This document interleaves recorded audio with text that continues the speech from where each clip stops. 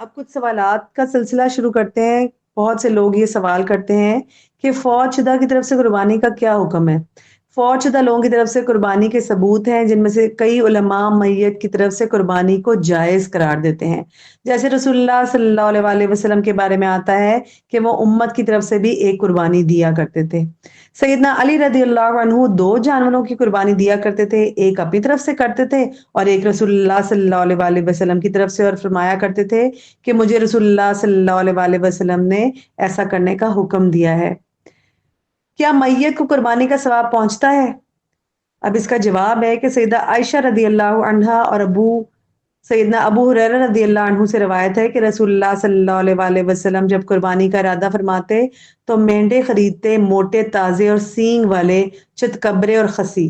ان میں سے ایک اپنی امت کے ہر اس آدمی کی طرف سے کرتے جو اللہ تعالیٰ کی توحید اور رسول اللہ صلی اللہ علیہ وآلہ وسلم کی رسالت کی گواہی دیتا ہو، اور دوسرا محمد صلی اللہ علیہ وآلہ وسلم اور آل محمد صلی اللہ علیہ وآلہ وسلم کی طرف سے ذبح فرماتے تھے۔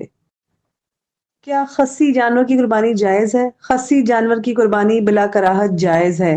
خود رسول اللہ صلی اللہ علیہ وآلہ وسلم نے 2 خصی مینڈوں کی قربانی کی تھی۔ اگر جانور خریدنے کے بعد اس میں کوئی عیب پیدا ہو جائے تو اس کا کیا حکم ہے؟ اگر جانور خریدنے کے بعد اس میں کوئی واضح عیب پیدا ہو جائے، مثلاً اس کا آدھے سے زیادہ کان کٹ گیا ہو، کانا ہو گیا ہو، یا لنگڑا ہو گیا ہو، یا سینگ ٹوٹ گیا ہے، اس سلسلے میں بعض علماء مسند احمد کی ایک حدیث کے مطابق ایسے جانور کی قربانی جائز قرار دیتے ہیں۔ حدیث میں آتا ہے کہ ایک صحابی نے قربانی کے لیے ایک دمبا خریدا، ایک بھیڑیے نے اس پر حملہ کر دیا، اس کی چکی کاٹ لی۔ صحابی نے رسول اللہ صلی اللہ علیہ وآلہ وسلم سے پوچھا تو آپ صلی اللہ علیہ وسلم نے فرمایا تم اسی جانور کی قربانی کر ڈالو۔ جو شخص مالی وسعت رکھتا ہو اس کے لیے زیادہ صحیح طریقہ ہے کہ وہ مزید کچھ رقم خرچ کر کے بے عیب جانور لے لے اور پھر قربانی کرے، لیکن جو غریب آدمی ہے، جو جانور بدلنے کا نقصان برداشت کرنے کی طاقت نہیں رکھتا، اس کے لیے گنجائش نکل سکتی ہے کہ وہ اسی جانور کو ذبح کر لے۔ اگلا سوال ہے کہ کیا گھر کے سرپرست کی طرف سے دی گئی قربانی سب گھر والوں کے لیے کافی ہے؟ تمام گھر والوں کی طرف سے ایک قربانی کافی ہے۔ گھر کے ہر فرد کی جانب سے الگ الگ قربانی ضروری نہیں ہے۔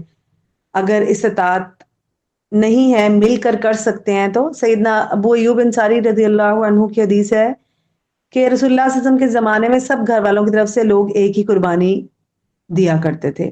ایک اور روایت میں آتا ہے کہ رسول اللہ صلی اللہ علیہ وآلہ وسلم ایک بکری تمام گھر والوں کی طرف سے قربان کرتے تھے۔ سیدنا عطا بن یسار رضی اللہ عنہ کہتے ہیں کہ میں نے سیدنا ابو ایوب انصاری رضی اللہ عنہ سے دریافت کیا کہ نبی اکرم کے زمانے میں لوگ کس طرح قربانی کیا کرتے تھے، تو انہوں نے کہا ہے عہد رسالت میں ہر آدمی اپنی طرف سے اور اپنے گھر والوں کی طرف سے ایک ہی قربانی دیا کرتا تھا۔ ان احادیث کی روشنی میں یہ بات ہمیں سمجھ آتی ہے، الحمدللہ واضح ہو جاتی ہے یہ بات ان احادیث کی روشنی میں کہ ایک بکری کی قربانی تمام گھر والوں کی طرف سے کافی ہے، چاہے وہ کتنے ہی ہوں۔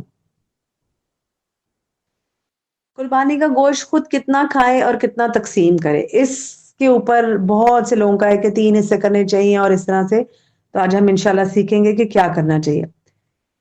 اس کی کوئی حد کسی نصوص صحیح سے ثابت نہیں ہے۔ بعض علماء نے قرآن کی سورۃ الحج کی اس آیت فَكُلُوا مِنْهَا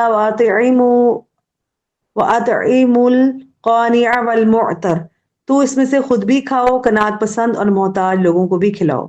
اس کے تحت لکھا ہے کہ گوشت کے 3 حصے کر لیے جائیں، ایک اپنے لیے، دوسرا رشتہ داروں کے لیے اور دوستوں کے لیے، اور تیسرا فقراء و مساکین کے لیے۔ یہ ابن کثیر کی روایت ہے، یعنی کہ 3 حصے کر کے اچھے طریقے سے آپ استعمال کر سکتے ہیں، اور اگر 3 حصے نہیں کرتے تب بھی جائز ہے۔ آپ کیونکہ ہم تو سارا سال کھا رہے ہوتے ہیں نا، تو ان لوگوں کو، محتاجوں کو زیادہ سے زیادہ دینا چاہیے جو بیچارے نہیں کھا پاتے اور عید کے دنوں کا انتظار کرتے ہیں۔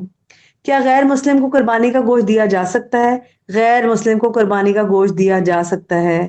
رب العزت نے فرمایا ہے فَكُلُوا مِنْهَا وَأَطْعِمُوا الْقَانِعَ وَالْمُعْتَرَ، تو ان میں سے خود بھی کھاؤ اور قناعت پسند اور محتاج لوگوں کو بھی کھلاؤ۔ قربانی کتنے دن جائز ہے؟ قربانی یوم النحر یعنی عید الاضحیٰ والے دن سے، جو اس دن کرے گا اس کے لیے سب سے بہتر ہے، لیکن اس کے بعد بھی قربانی جائز ہے۔ اس میں اختلاف بھی ہے کہ قربانی کتنے دن جائز ہے۔ حدیث کی روح سے بقرعید یعنی 10 ذوالحجہ کے بعد 3 दिन 11, 12, 13 ज़ुल्हिज्जा तक हो सकती है, क्योंकि ईद के दिन को इस्तिलाही शरई में यौमुन नहर और इसके बाद के 3 दिनों यानी 11, 12, 13 को याम तशरीक कहा जाता है। और इन चारों दिनों के सिलसिले में अल्लाह ताला ने फरमाया और गिने चुने दिनों में अल्लाह ताला को याद करो। तफसीर इब्ने कसीर में सैयदना अब्दुल्लाह बिन अब्बास से मनकूल है कि गिनती के चंद दिन से मुराद अयाम तशरीक यानी यौमुन नहर, फिर 3 दिन इसके बाद हैं। शेख अब्दुल कादिर जिलानी ने भी अपनी किताब अनियतुत तालिबीन में सैयदना इब्ने अब्बास से अयाम मादूदात की यही तफसीर नकल की है।